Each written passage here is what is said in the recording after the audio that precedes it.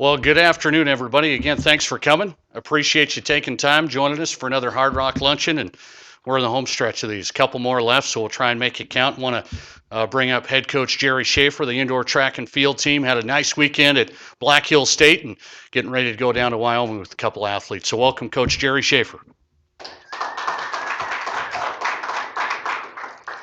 Okay, thank you, Nate. And I do want to set the record straight. Last week, Ketty wanted to know what my excuse was for bringing my cheat notes.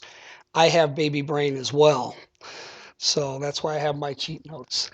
Um, we did compete at Black Hill State this weekend. It was a very small meet. Black Hill State and South Dakota Mines.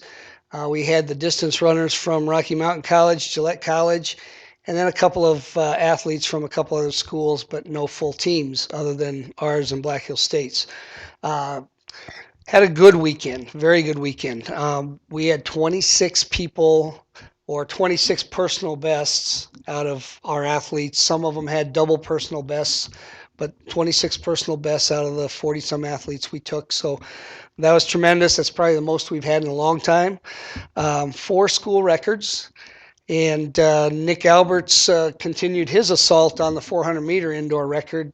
Took almost 3/10 of a second off of the week before's time, and he just keeps pushing that down. And we think he's going to go under 50, hopefully in another week or so. And for an indoor meet or indoor time, that would be tremendous. Um, the second individual record was from Lillian Temple in the triple jump.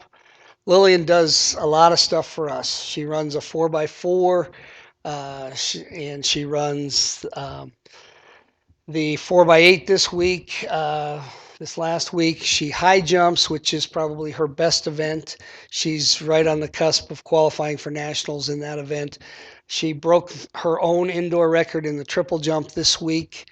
Uh, she also does the pentathlon for us, which is hurdles, high jump, long jump, shot put, and 800 meters. So she's a very versatile athlete, does a great job for us. She's a fifth-year senior as well. We're very proud of her. The other 2 records were the women's 4x4 record. That's the third time this year though that record's been broken, and that was a 4+ second record. They broke their 2 weeks ago record by a little over 4 seconds. So that was a tremendous effort. And then we really went after the women's 4x8 record. And again, Lillian actually anchored that one for us. And that was a 2 second PR, I think, 2 second record over several years ago. So we're very proud of our women's team and how well they competed this week.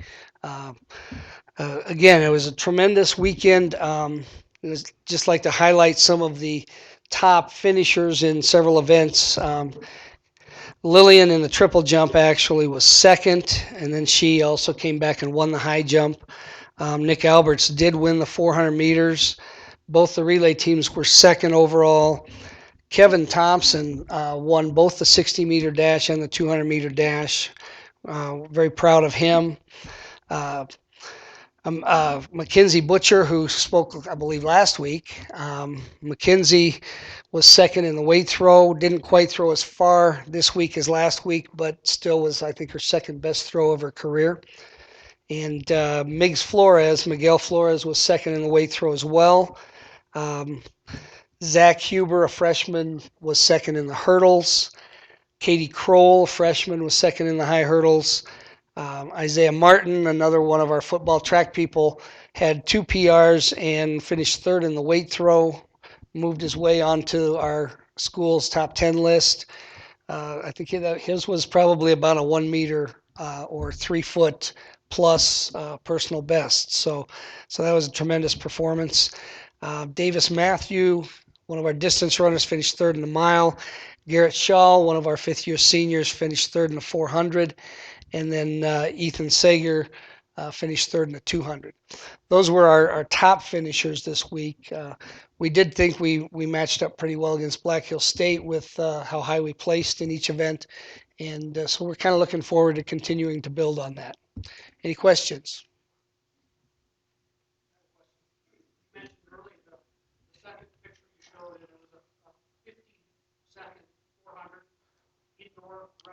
Correct. Outdoor is usually faster. The standard size of an indoor track is 200 meters. We do run some shorter tracks than that. Shadron has a 180-meter track. We've run on some 160-meter tracks. There are some oversized tracks indoors that go up to about 300 meters. There are also 200-meter bank tracks, which help you run faster as well, where the curves are banked. But we generally run on the flat tracks. This week at Laramie, we'll run on a 160-meter track, so it's a shorter track. Um, Basically, you can be faster outdoors. I figure, just in my rough estimations, about a second in a 400 from going from indoors to outdoors. So where Nick last year was outdoors was running about as fast as he's running right now indoors. So we really expect that he's going to come on and do a great job once we get outside on the bigger tracks and we can get going. So other questions?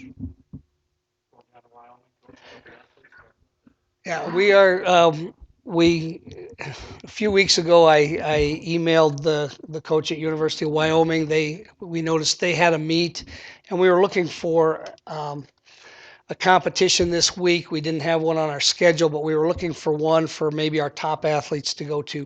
Uh, Primarily, we wanted to get Brian Freed another opportunity to try and push his national qualifying mark a little further against some better competition. And so we're going to University of Wyoming this week with 2 or 3 athletes. Brian Freed will be one of those in the weight throw and the shot put. And it'll be an opportunity for Brian to throw against some Division I schools from Colorado and Wyoming. The Division I schools down there are very, very good in the throwing events. And so Brian will have his hands full, but that's the challenge we want for him because it'll be very much like indoor nationals should he get there. And so we're trying to help his mental preparation as much as we are his physical preparation, getting him in the right frame of mind to have the big throw. So Brian is coming off of a slight ankle sprain last week during practice. He stepped off the edge of our practice ring and rolled his ankle. So we did not compete him this week, but this coming weekend we will have him compete at Wyoming. So Lillian Temple's going to go with us as well, and possibly Kevin Thompson. So.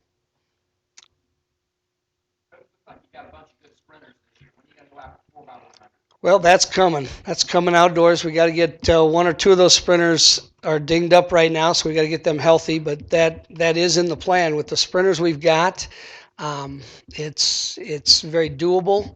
The team that holds it is a very good team of sprinters, but we think we've got a better group of sprinters this year. The one drawback we have is one of our assistant coaches, Kent Jacobs, works for Strider. Well, Kent actually is on the 4x1 relay team that has the record, so he might not want to see that broken yet. But that is the one drawback. But Kent comes in and works with our sprinters. I think he'll probably help them break it eventually. So, okay, well, thank you.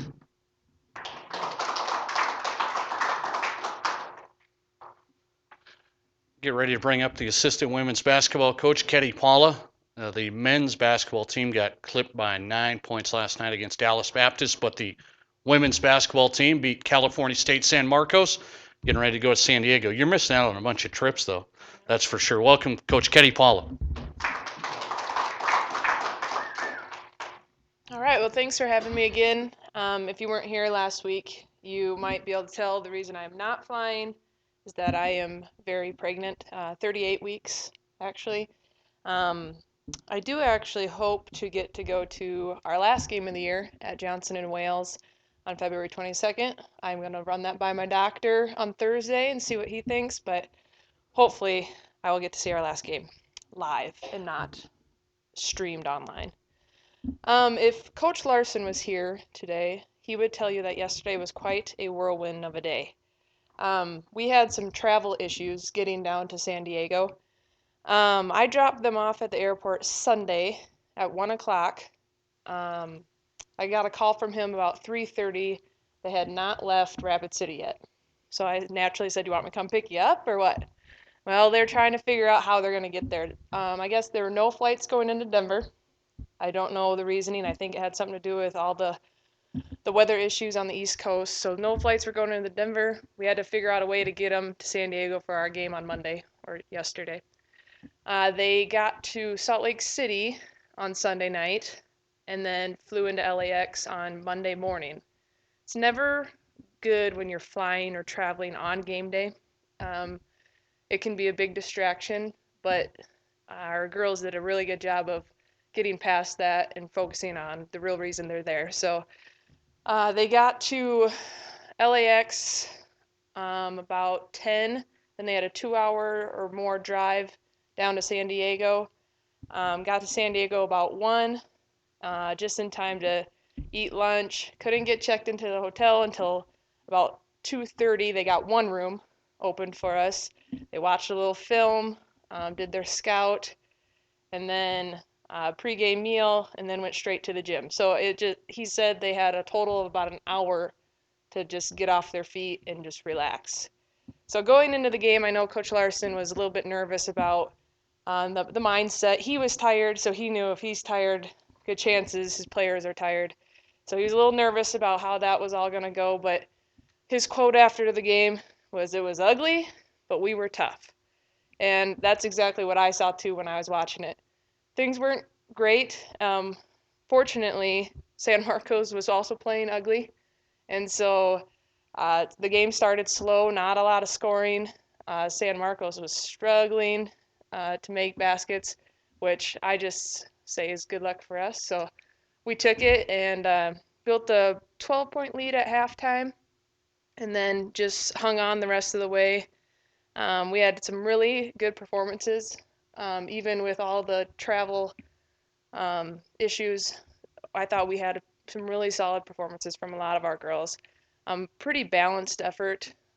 Some girls I do want to point out, Lexi Long had a really nice game, kind of carried it over from our Texas trip. She's just been playing really well for us.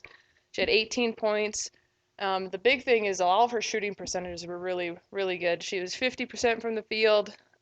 She was 2 of 3 from the three-point line, and then 8 of 10 from the free throw line. So just looking at those stats, you can tell she had a really balanced effort. Did a lot of good things offensively for us. Jessica Scholl, she has been kind of named our defensive stopper. I know we've talked about her a lot on the defensive end, and she had another great game for us. She held their leading scorer to 5 points, and truly it was a lot of just Jessica because Coach Larson made sure she was in every moment that other girl was in, just to lock her down, and she did a great job. I know Coach Larson wanted to get her out more to rest her in preparation for tonight's game, but he said he couldn't risk it, so poor girl played nearly the whole game and had the toughest defensive assignment. So kudos to her. She's been doing some really good things for us. Also, off the bench, Krista Showalter, our freshman point guard. I was talking to Brad, our SID. She shot more threes than I've ever seen her shoot, and she just stepped up and shot them confidently.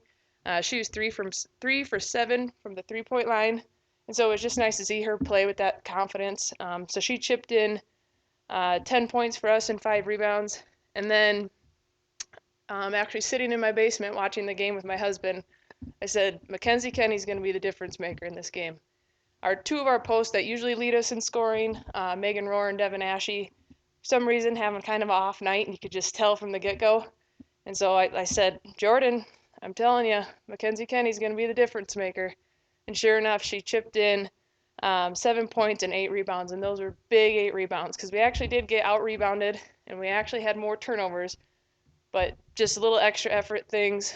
Mackenzie hit some big shots, got some big rebounds, ended up helping us get over the hump and keeping our lead. So great team effort. Coach Larson was very impressed with the way we just fought and battled, and really we were mentally tough, like I said, with all the travel issues that we had prior. So our next game is actually today, 5:30 in California, 6:30 our time. We'll be playing Point Loma Nazarene. Just a little bit about them. They have a 14-9 record, and they recently have played San Marcos, the team we played yesterday, and beat them by 8. So they're kind of comparable talent-wise.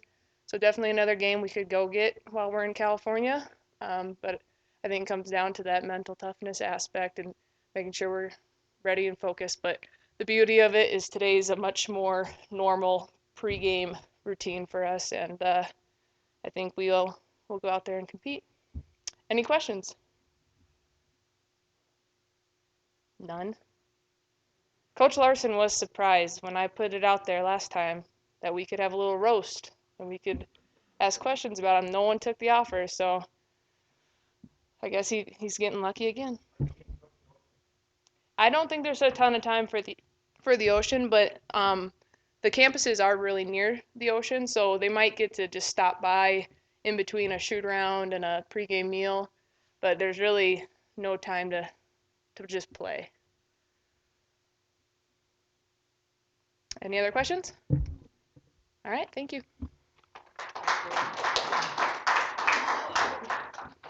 That'll do it for today. I want to remind you, we're back next week. Last one is next week. So appreciate everybody coming. Thanks to the coaches for the update, and have a great week. We'll see you back here next Tuesday. Thanks.